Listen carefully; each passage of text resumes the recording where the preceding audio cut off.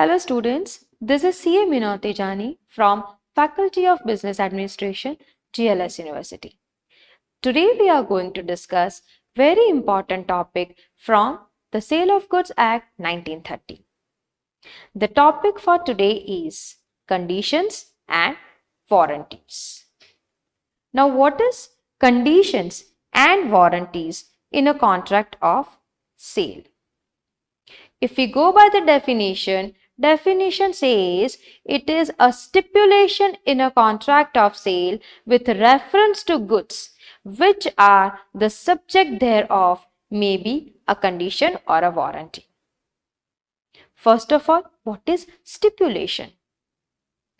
See, at the time of making a contract of sale, both buyer and seller make certain statements and representations. These statements or representations are nothing else but a stipulation. And this stipulation results into either a condition or a warranty. A condition is a stipulation which is essential to the main purpose of the contract, while a warranty is a stipulation which is collateral to the main purpose of the contract. It means the statement or the representation which is very vital in forming a contract of sale, it is a condition. But a statement or a representation which is collateral, that means not as essential as condition, is a warranty. The next thing that we are going to discuss is the difference between this condition and a warranty. As you know, the definition of condition is a stipulation which is essential to the main purpose of the contract. And a warranty is a stipulation which is collateral to the main purpose of the contract. Here you can see essential and collateral. That means the statement, the stipulation which is very essential for forming a contract is condition, while the secondary or the collateral statement or presentation is warranty. The next difference between condition and warranty is regarding remedies available to aggrieved party. In the case of breach of condition, the aggrieved party can repudiate the contract. Repudiate the contract means he or she can cancel the contract. Why? Because as you know, condition is a very essential part. Condition is a very essential statement of a contract of sale. And if there is a breach of this stipulation, then definitely the aggrieved party has a right to cancel a contract. Coming to the warranty part, in the case of warranty, in the case of breach of warranty, in that case, the aggrieved party cannot claim the cancellation of a contract because, as you know, it is not as essential as the condition is. So what the aggrieved party can claim in the case of breach of warranty? The aggrieved party can claim only and only damages. Here it is repudiation of contract. Clear? Okay. Now the next difference is, can we treat breach of condition as breach of warranty? Yes, we can. It can be treated. But the same case will not happen in the case of breach of warranty.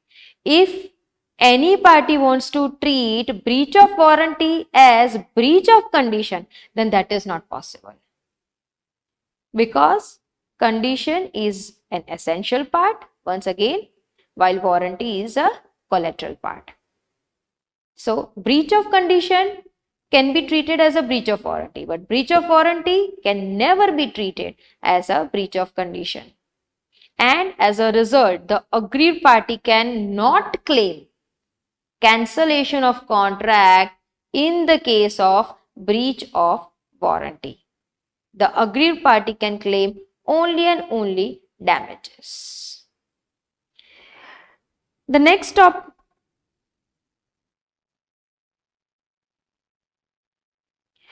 Coming to the next part, express and implied conditions and warranties. See, all the conditions and warranties, they are either express or implied. What is express? Express means something already decided between the parties. It is clearly agreed upon by the parties at the time of making contract of sale. That is express conditions. But implied conditions and warranties, they are presumed by law. The law incorporates them into the contract. Today we are going to discuss implied conditions and warranties.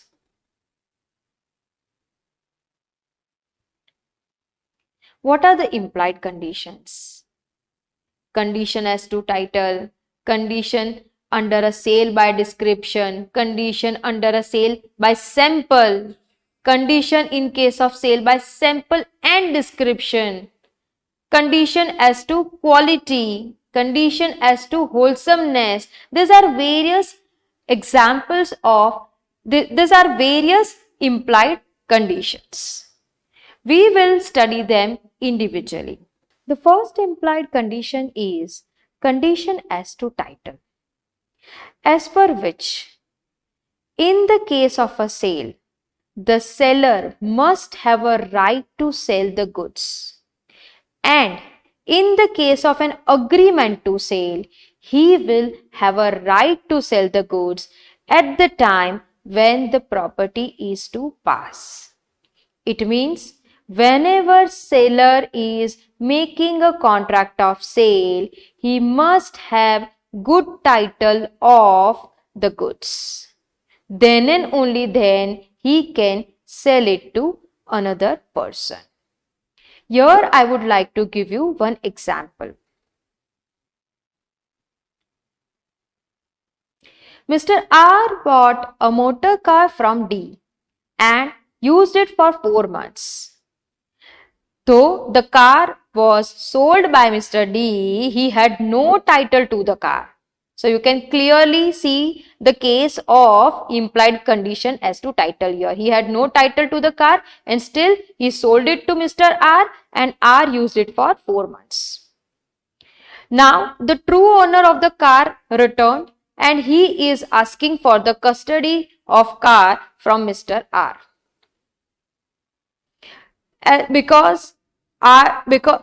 Because he is a true owner, so R has to return this car to the true owner. R is here an aggrieved party. What is the remedy available to R? As you all know that this is implied condition. This is breach of implied condition as to title, and as a result, Mr. R is entitled to get back all his money back. He can cancel the contract and get all the money that he paid to Mr. D. Why? Because this is breach of implied condition. The second implied condition is sale by description. See, this condition says that if any contract of sale is done with specific description, then the goods must be according to that description. For example, if you say particular brand of oil, for example, if you name particular brand of soap, then it has to be of that brand or that description only. Here once again, let us take one example. Mr. A tells Mr. B that I am selling you my Maruti 800 in 1 lakh rupee. Mr. B agrees to buy it. And now Mr. A is giving him Tata Nano. Whether Mr. B should accept it. In case if he has already paid money, then can he claim his money back? Yes, absolutely. Why? Because the sale was done with the description. What description? The description of Maruti 800. And what car seller is giving now? Tata Nano. It is not matching the description. So, once again, this is a breach of condition, and as a result, the aggrieved party can cancel a contract, and if he has already paid the money, if he has already paid the consideration, he can claim it back. The third implied condition is of condition in case of sale by sample.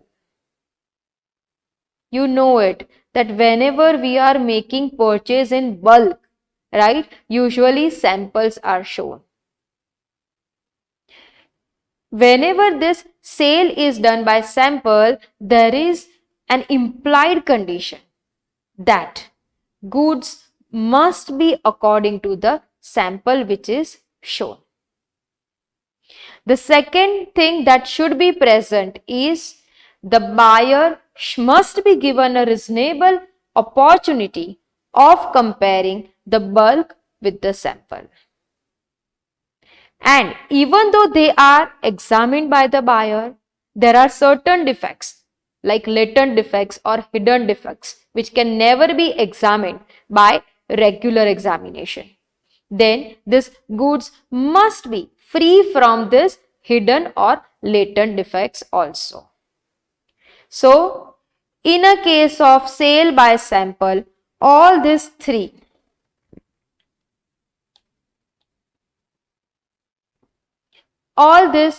conditions must be fulfilled. Then and only then it is a proper contract of sale. Here I would like to give you one example. A contract of sale was made of brown rice by sample. Mr. A showed sample of brown rice to Mr. B. Mr. B, by checking the sample, he ordered for 5 kg brown rice. Now there is an implied condition here that simply brown rice is not enough for this sale. This brown rice must be exactly according to the sample which is shown to the buyer. And not only that, whenever these goods are delivered to the buyer, he should be given an opportunity to check it, that whether these goods are as per the sample which was shown to him or not. The third implied condition is in the case of sale by sample as well as description. See, the earlier conditions which we saw were related to description and sample only. Here, both are present in a sale. That means sample is also shown and description is also provided at the time of making contract of sale. In this case, when sample and description both are given, then there is an implied condition that the bulk of the goods supplied must correspond with sample as well as description. Now, what is expected from this contract of sale? In this sale, whenever the goods are supplied to the buyer, they must be according to the sample which was shown to him at the time of contract of sale. But as you know that in this contract of sale, there is sample as well as description. What is there in the description? The description says that it is refined coconut oil. So, it is not necessary only to match with the sample, but it is also required to match with the description. It means The goods which are supplied must be refined coconut oil. If any other oil is mixed in that, it will not serve the purpose. It will lead to breach of condition. So, it means in the case of sale by sample as well as description, the goods must be according to sample and description both. If any of them is not achieved, then the buyer has a right to cancel the contract. The second implied condition is condition as to quality or fitness. See, usually in a contract of sale, there is no implied condition as to quality or fitness of the goods for any particular purpose. In fact, it is the duty of the buyer only to see and satisfy himself whether the articles or goods will serve his purpose or not. That is what we have already seen in the theory of caveat emptor also. However, there are certain exceptions to this. First, when the buyer makes the seller know, whether expressly or by implication, the purpose for which the goods are required. Secondly, the buyer relies on the skill and judgment of the seller. And third, it is the business of the seller to supply goods of that kind in the ordinary course of his business. It means if the buyer clearly expresses his purpose to the seller why he wants goods, not only that, he also shows him that he relies on his judgment. And still, if the seller does not give him right goods, then yes, it is a breach of condition. Let's take one example here. Sujata is going to market to buy material from which she can make formal shirts. However, she doesn't talk about her purpose to the seller, and she buys particular material to make formal shirts. When she actually starts making it, she realized that this material is meant for making curtains and not shirts. Can she hold seller responsible here? Can she say that goods are not fit for her purpose and so there is a breach of condition? No, she cannot, because we know the theory of caveat emptor. It is the buyer whose duty is to confirm whether the goods will serve the purpose or not. But in the same case, if Sujata informs seller that she wants to make formal shirts and for that she wants material, and because the seller had too much inventory of the material for curtains, he sold the material of curtain to Sujata. As you know that the material was only for making curtains, how she can make shirts out of it? She soon realized it and she talked to the seller. Do you think in this case Sujata can sue the seller for breach of implied condition? Yes. Because in this case, see, the exception works. She has already informed the seller about her purpose and she relied also on the judgment of the seller. So, the goods must serve her purpose. The next condition is a condition related to wholesomeness. Condition as to wholesomeness is applicable to foodstuff. This condition says that the eatables, the foodstuff, they must be wholesome. It means they must be suitable for consumption. Let us take example of X and Y here. Mr. X purchased milk from Y. This milk was containing typhoid germs, and as a result, wife of Mr. X who took this milk got infected and she died out of it. In this case, we can say that there is a breach of condition as to wholesomeness. And definitely the aggrieved party can sue the seller for damages as well as for repudiation of contract.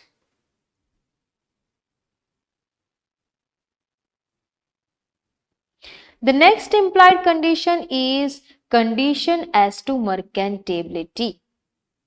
See, where the goods are bought by description from a seller who deals in that description, there is an implied condition that goods shall be of mercantable quality. Now, what is mercantable quality?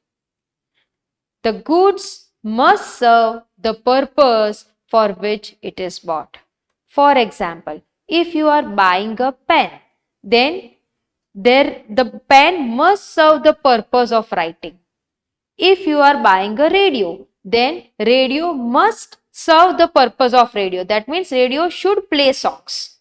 That is mercantability of goods. If it is not present in the goods, then yes, the buyer has a right to sue seller for breach of condition.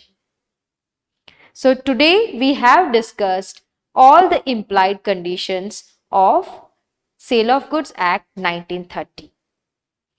The next that we are going to discuss is implied warranties. As you all know that conditions are essential stipulations in a contract of sale. And if these conditions are not fulfilled, then the aggrieved party can cancel a contract.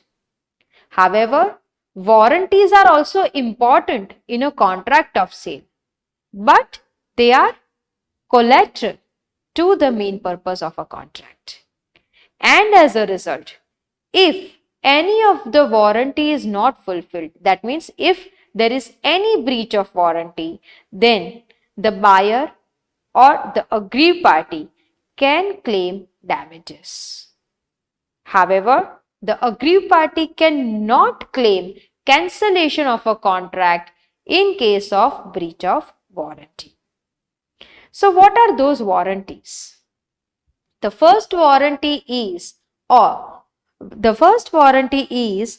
warranty of quiet possession. If the buyer in any way is disturbed from enjoying the quiet possession of goods purchased because of seller's defective right title, then the buyer can claim damages from seller. It means whenever a person is buying some goods, then that person gets the right to enjoy its quiet possession. If any kind of disturbance is created in that due to mistake or due to defect in the title of the seller, then it will be treated as a breach of warranty.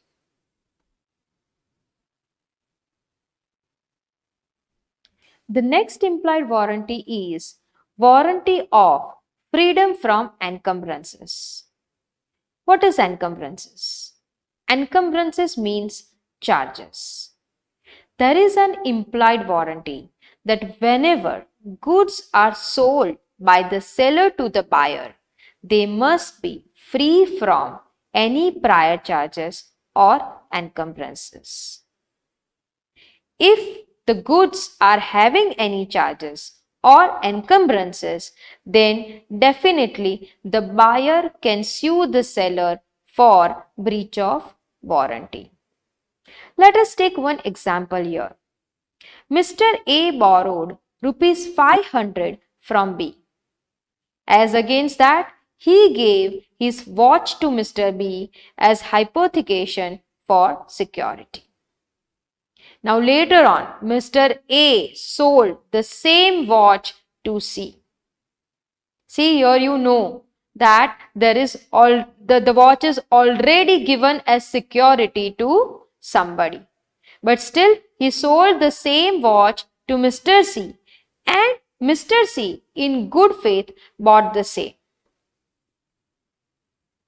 One day, Mr. C came to know about it because the possession was disturbed by Mr. B because he was having already a charge over the watch. In this case, C can say that this is breach of warranty and he cannot repudiate the contract. But yes, he can claim damages from the seller.